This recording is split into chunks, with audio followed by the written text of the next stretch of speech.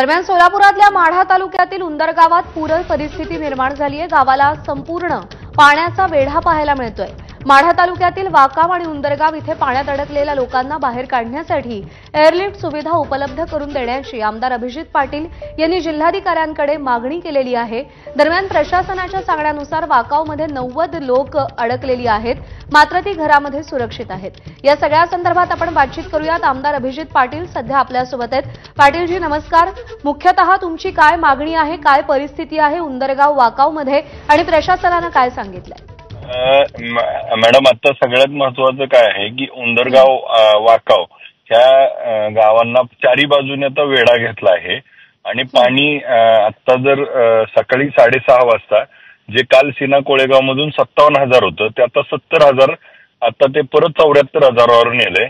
खासापुरीत काल 16,400 होतं ते आता 44,600 केलंय। चांदणी प्रकल्पात काल 22,000 होतं तर ते आता 31,500 केलंय।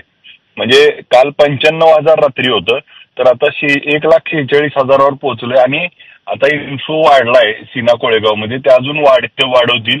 त्यामुळं जे लोक आता अडकलेत तर ते सीना दारफळ, उंदरगाव, केवड, वाकाव आणि माझ्या इथं एक शहीद झालेले राहुल शिंदे होते तर राहुल नगर म्हणून एक आहे, तर त्या राहुल नगर गावाला तर अख्ख्या सगळ्या बाजूंना अडकल्यामुळं तिथं 500 ते 600 लोक अडकलेत आणि ह्या वेगवेगळ्या ठिकाणी साधारण 250-300 लोक अडकलेत। आता आम्ही काल रात्रीपासून म्हैसगाव, सिंधुळवाडी, पापना, तिकडची सगळी लोक आता बाहेर काढलेत।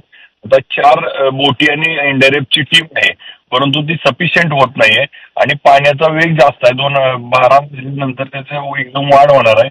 त्यामुळे आम्ही जिल्हाधिकारी आणि पालकमंत्र्यांना देखील विनंती केली की आम्हाला तात्काळ आपण एअरलिफ्ट करण्यासाठी हेलिकॉप्टर पाठवावं आणि या सगळ्या लोकांना तात्काळ सुरक्षित ठिकाणी हलवावं।